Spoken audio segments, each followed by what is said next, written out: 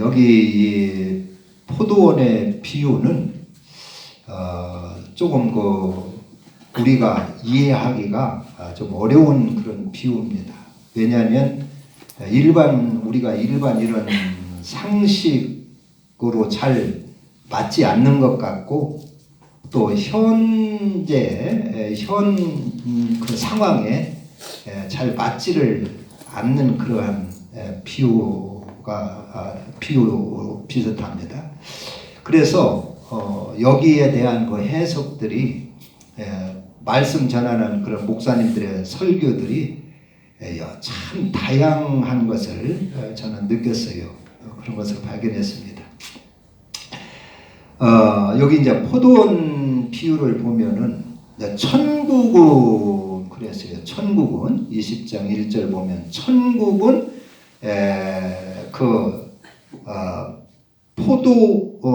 품꾼을 얻어가지고 포도원에 들여 보내려고 아침 일찍 나간 주인과 같다. 그래서 그 포도원 주인이 아침 일찍이라고 말하면 아침 6시를 말합니다. 우리 이 동양 시간으로 이스라엘 시간과 여기가 한 6시간 차이가 나요. 그래서 그 아침 일찍 이렇게 나갔다는 얘기는 이제 아침 6시. 그 포크레인 같은 거 보통 7시에 일 시작하는 것 같아요. 7시에 일 시작하는 것 같은데 아주 노동 시간은 아침 일찍 시작하는 거지요. 일찍. 그래서 아침 일찍 노동 시장에 갔어요. 오늘날은 인력 사무소가 있어서 사람 인력이 노동자가 필요하면 인력 사무소에 이렇게 연락해서 보내달라고 하던가 하면 되는데, 그 전에는 인력 사무소가 없지요. 예수님 시대는 이런 직장도 없고 회사도 없고, 그 예수님 때는 이제 직장이라고 하면 남인의 집 머슴이나 종으로 들어가든가, 농사채 많은 집 부잣집에 머슴으로 들어가든가 그다음 종이든가, 이런 사람들은 직장이라고 할 수가 있고, 나머지는 전부 다 이제 자기 경영을 하고, 그리고 그 당시는 소작농들이 별로 없어서 남의 큰 부잣집에 소작을 하고, 그렇지 않으면 이제 날품 팔아서 사는 것이요. 날품 팔아서. 날품도 전부 다 농사일입니다. 그래서 가난한 사람들은 그냥 모이는 곳이 있어요. 태안 같으면 저는 서산 같은데 우시장이 있고 가축시장이 있고 하는 것처럼, 노동자들이 이렇게 남의 집 가서 하루 품을 팔려고 하는 사람들이 이렇게 전체적으로 모이는 그런 장소가 있어요. 그럼 거기 가서 이제 있습니다. 거기 가서 이제 서성대고 있으면 일꾼이 필요한 사람이 와서 데려갑니다. 그래서 가서 보면 이제 일 잘하게 생긴 사람, 무슨 재주가 있는 사람, 이런 사람들은 이제 선착순으로 빨리빨리 데려가죠. 그러나 몸도 약하고 할 줄은 기술도 없고 재주도 없고 한 사람은 자꾸 처지는 거예요. 그래가지고 그냥 공치고 빈손으로 돌아오는 수도 있고 그렇습니다. 그래서 이제 천국이라고 하는 것은 이런 포도원 주인이 아침 일찍 일꾼을 찾아서 나가서 일꾼을 데려다가 포도원에 일시키는 것과 같다 그랬어요. 그래서 아침 일찍 6시에 가서 사람들이 있으니까 우리 하루에 일당을 한 데나리온이라면 하루 품삯입니다. 네 가족이 생활할 수 있는 그러한 기본적인 생활비라 그렇게 합니다. 그래서 이제 한 데나리온씩을 주기로 하고 아침 일찍 6시에 가서 일꾼을 데려왔어요. 그런데 여기 이 예화가 이상한 것은, 일감이 오늘 할 일이 무엇이니까 일꾼이 몇 명 필요할 거다 이렇게 계산을 해서 몇 명만 이렇게 데려오면 되는데, 거기 있는 사람 다 데려가는 거예요. 다 데려가는 거예요. 그리고 또 3시간 있다, 6시에서 3시간 있다 말하자면 9시죠. 9시쯤에 또 나가서 거기서 서성대는 사람을 있는 대로 데리고 오는 거예요. 우리 포도원에 가서 일하자. 그래서 쭉 데리고 옵니다. 그리고 또 3시간 후에 12시에 가서 또 데려오는 거예요. 그러니까 여기 이 포도원 주인이 아무 참 무슨 계획이 없이 그냥 사람만 다 데려오는 거예요. 무슨 일을 계획을 세워놓고 이런 것 같지를 않아요. 그래가지고 12시에 가서 또 데려오고 또 점심 먹고 또 있다가 3시쯤에 가서 또 데려오고 그리고 또 5시에 가서 또 데려오는 거예요. 그러니까 6시면 아침 6시에부터 저녁 6시까지 일이 끝나는데 해 넘어가면 다음 날이 된다는 말이에요. 다음 날로 넘어가면 잘못하면 이틀 품값을 줘야 되니까 6시까지인데 5시 가서 또 사람을 데려오는 거예요. 오늘 우리 포도원에 가서 일하자. 그리고 다 일을 마치고 끝날 때 품삯을 주는데 제일 나중에 온 사람부터 품삯을 주는 거예요. 품삯을 주는데 처음 아침 일찍 온 사람들과는 한 데나리온 주기로 일당을 주기로 약속을 했지만 그 후에 늦게 오는 사람한테는 약속을 하질 않았어요. 내가 적당하게 상당한 품삯을 내가 줄 테니까 우리 포도원에 들어가서 일하자 해가지고 데려왔는데 이제 얼마 준다고 약속을 안 했어요. 얼마 줄지를 몰라요. 근데 제일 나중에 오후 5시에 데려온 사람을 품삯을 주는데 한 데나리온을 주는 거예요. 그러니까 거기 있던 사람들이 다 아주 호기심이 생기는 거죠. 야, 이거 생각보다 많이 주네. 나는 한 5시쯤 왔으니까 한 0.1 데나리온이나 0.2 데나리온이나 2분의 1이나 3분의 1이나 5분의 1이나 이렇게 줄 알았는데 하루 품값을 주니까 사람들이요 기대가 되는 거예요.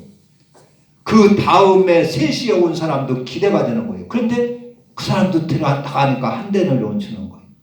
또 12시에 온 사람도 기대를 했어요. 야, 나는 조금은 더 주겠지 했는데 한 데나리온을 줘요. 그래가지고 다 줘서 이제 기대한 것이 다 어긋나고 그래가지고 제일 아침 일찍 온 사람들을 불러가지고 한 데나리온을 줬어요. 그러니까 이 사람이 따지는 거예요. 응? 아니 주인님, 이건 어떤 계산법입니까 이게? 1시간밖에 와서 일하지 않은 사람을 한 데나리온 주는데 나는 아침 일찍부터 종일 더위와 수고를 했습니다. 나도 똑같이 한 데나리온 주면 이거 불공평한 거 아닙니까? 이거 나하고 서운한 거 아닙니까? 하니까 그 주인이 그래요.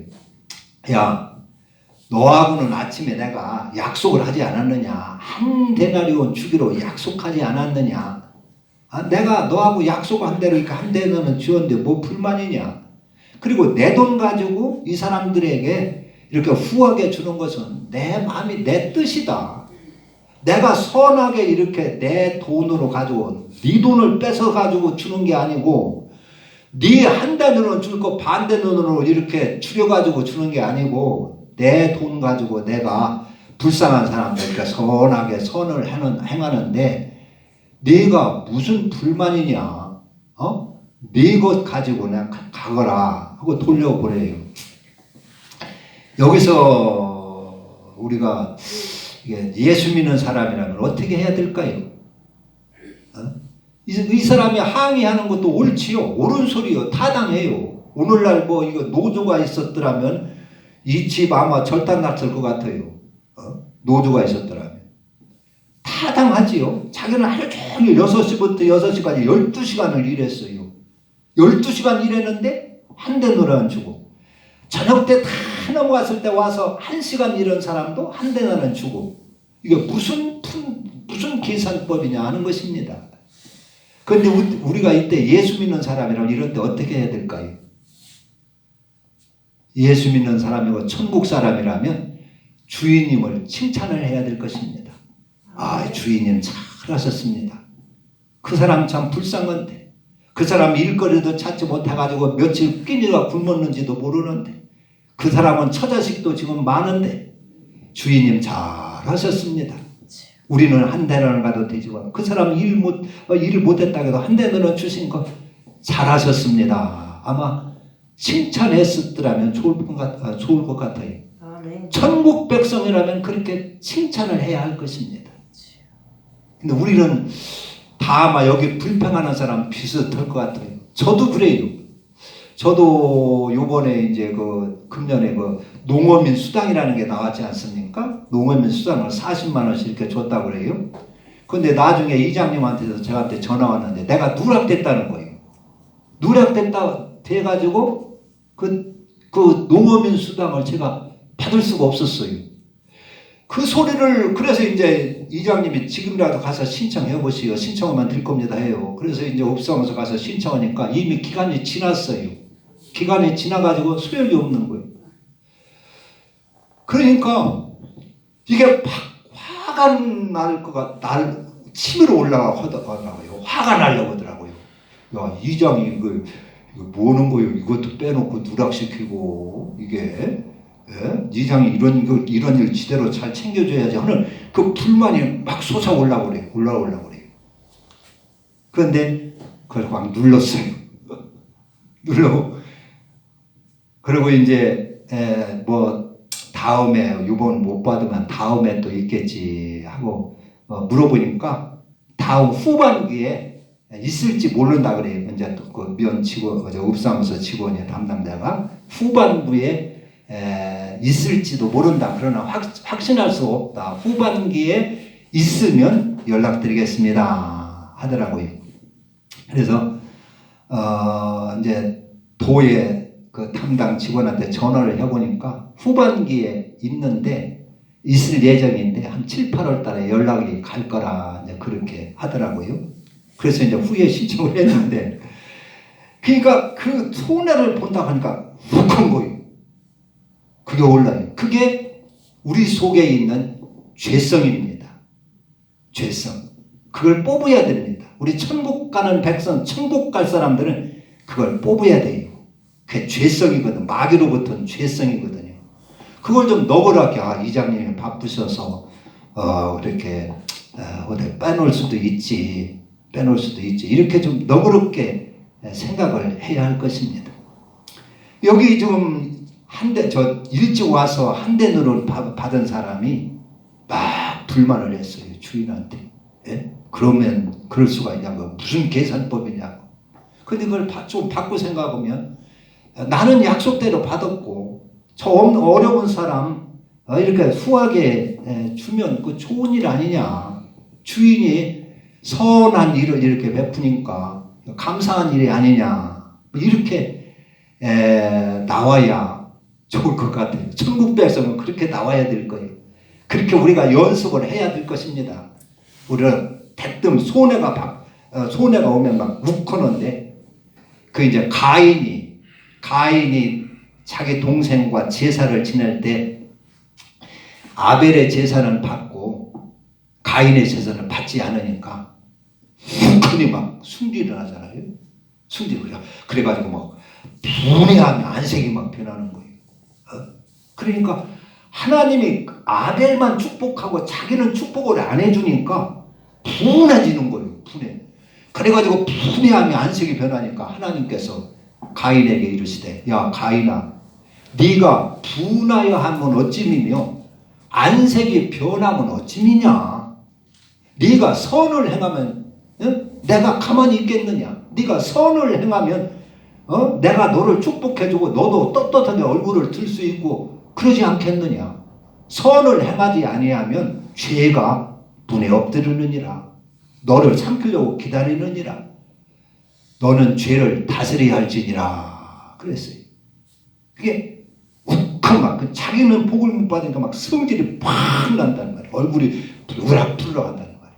그래서 하나님이 그 말씀을 하실 때 가인이 그걸 깨닫고 얻는 그 죄성을 버리고 그런 나쁜 죄성, 악한 죄성 이런 성질을 버리고 잘 순종했더라면 가인이 복받고 잘 살았을 텐데 그렇지 않고 하나님 말씀을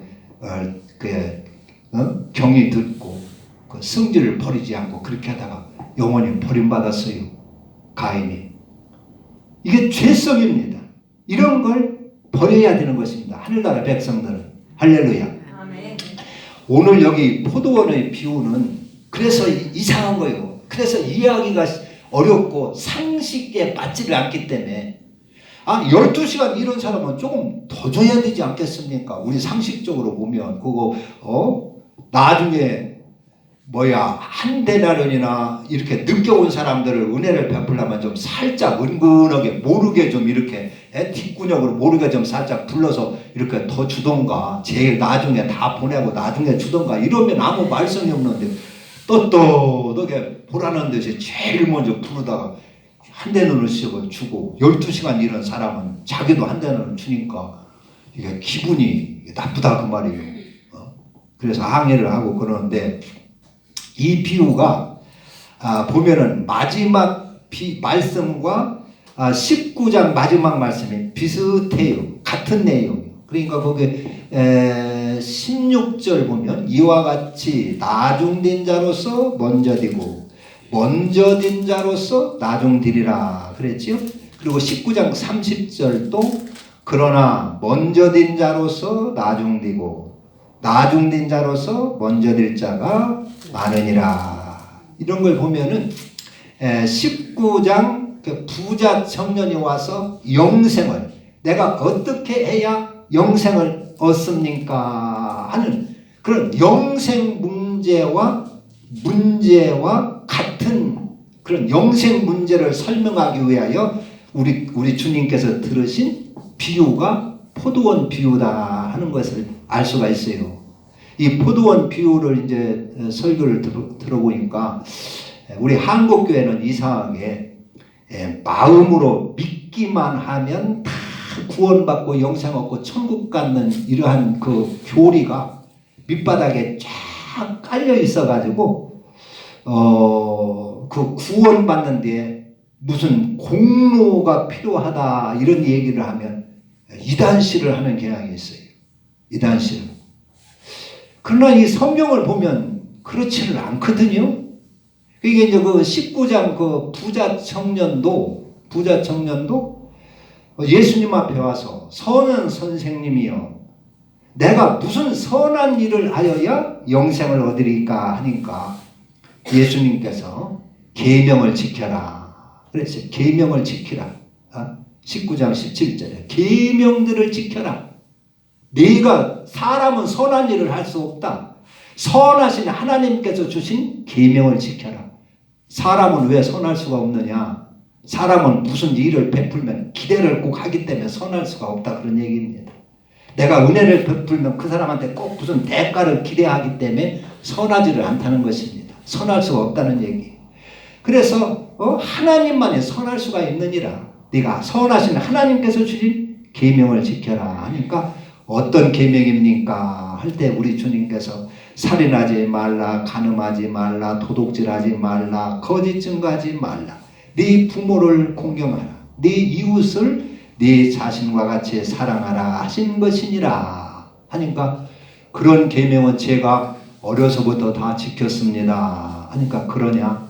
아직도 부족한 것이 있으니 네 재산을 팔아서 가난한 자들에게 주고 나를 따르라. 나를 따르라 했어요. 야, 뭐 영생 얻는 게 무슨 네 공로로 받냐? 너 영생을 얻는 것은 그냥 믿기만 하면 받으니까 아무 걱정하지 마라. 네가 하나님 믿고 하면은 다 받으니까 걱정하지 마라. 그런 게 아니에요. 예수님께서 영생을 어떻게 영생을 얻습니까? 묻는 자에게 계명을 지켜라 그랬어요. 계명 안에 들어가야 영생을 얻을 수가 있다 하는 얘기입니다. 선하신 하나님이 주신 그 계명, 우리를 구원하시기 위하여 주신 그 계명 안에 들어가야 영생을 얻을 수 있다 하는 그런 말씀을 하셨어요. 그러니까 이 부자가 재산이 많은 거로 그 재산을 포기하지를 못하는 거예요.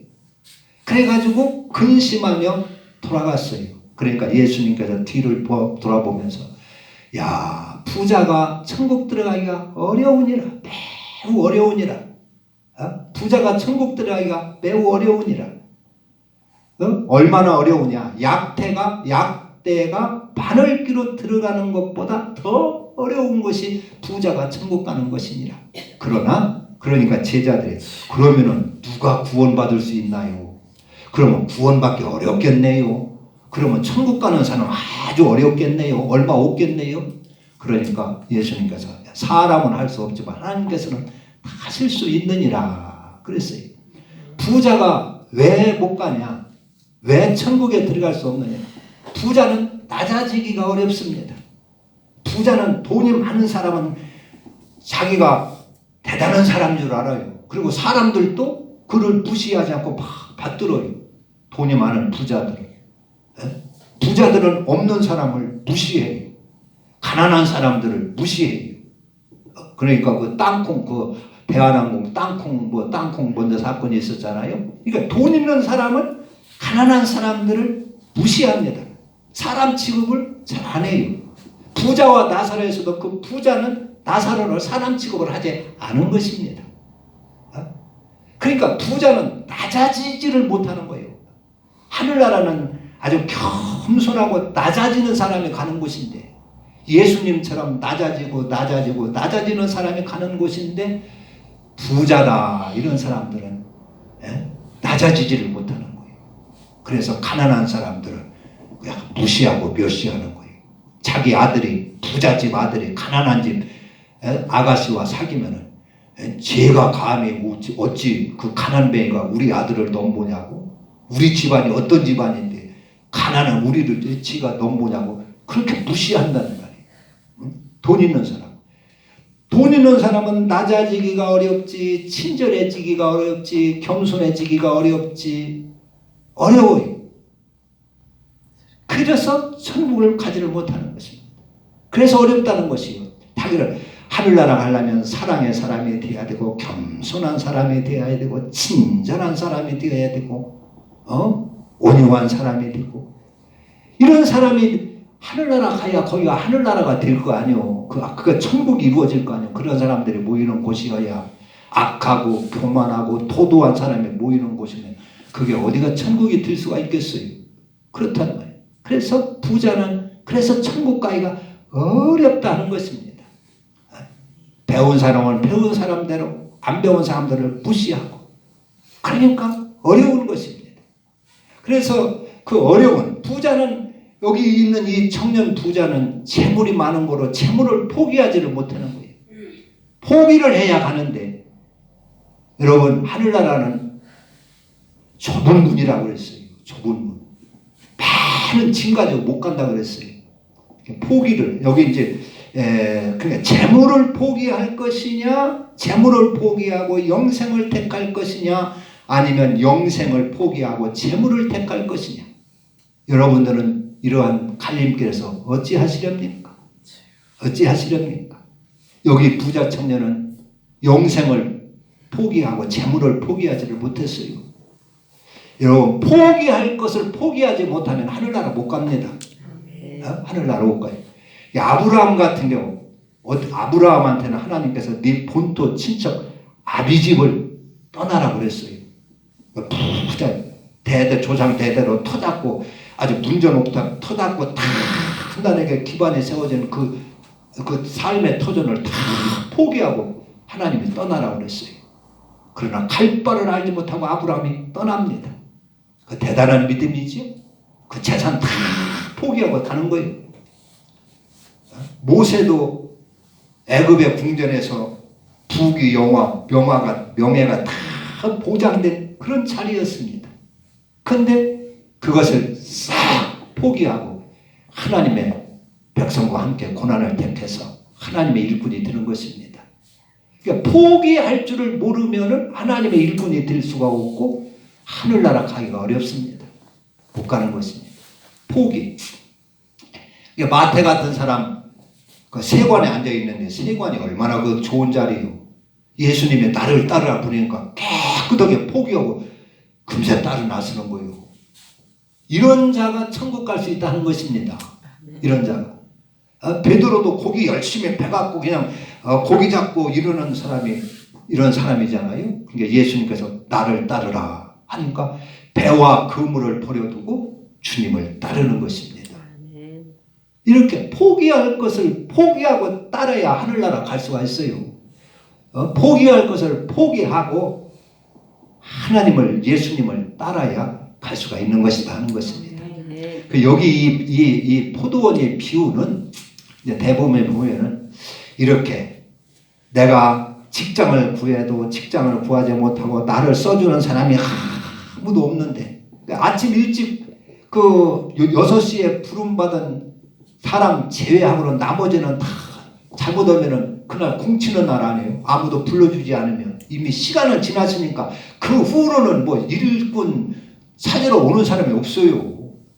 그렇잖아요. 시간 지났는데 누가 뭐 일 시킵니까 데려다. 그래서 나머지 사람들은 뭐 9시나 12시나 3시나 5시 이 사람들은 하루 다 공치고 하루 그냥 빈들빈들 하다가 차마 가정에 일찍 들어가지는 못하고 거기서 서성대다가 터벅터벅 무거운 고개 푹 숙이고 집으로 들어갈 사람들이요. 아무도 찾아주지 않은 사람. 그런데 하나님께서 이들을 불러주셨으니까 얼마나 감사하냐 하는 것입니다. 그래서 이 포도원의 이 비유를 이 하나님의 이 은혜를 찬양하며 하나님 앞에 감격하고 감사하게 우리를 하나님을 섬깁시다. 이렇게 나같이 아무도 찾아주지 않고 갈 곳도 없고 부르는 데도 없고 갈 곳도 없고 할 일도 없는 이런 아주 부실하고 쓸모없는 나를 하나님이 불러주셔서 자녀 삼으시고 일꾼을 갖다 삼으셔서 일을 시키고 하니 얼마나 감사한 일이냐. 하나님 앞에 감사하자. 이제 요렇게 이제 설교를 많이 하는데 이 이야기는 그 19장 그 부자 청년 영생의 문제하고 연결된 같은 내용이라고 봐야 됩니다. 즉 뭐냐? 영생은 주님의 포도원에 가서 일을 해야 영생을 받을 수 있다는 것입니다. 주님의 포도원에 들어가서 일을 하는 자에게 주는 것이 영생이다. 그러면 주님의 포도원은 무슨 일을 하는 포도원입니까?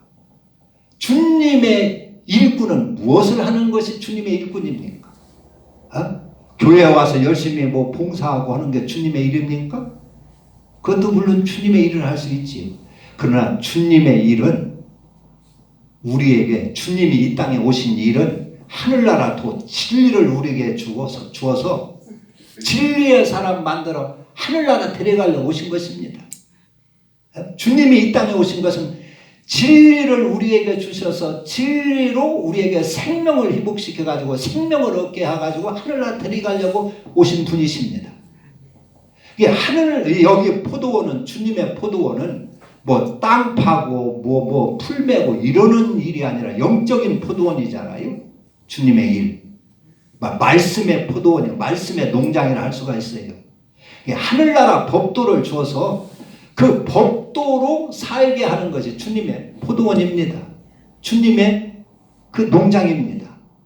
하늘나라 법도. 그러니까 누구든지 구원받으려고 하는 자는 하나님의 법도 안에 들으라 하는 것입니다.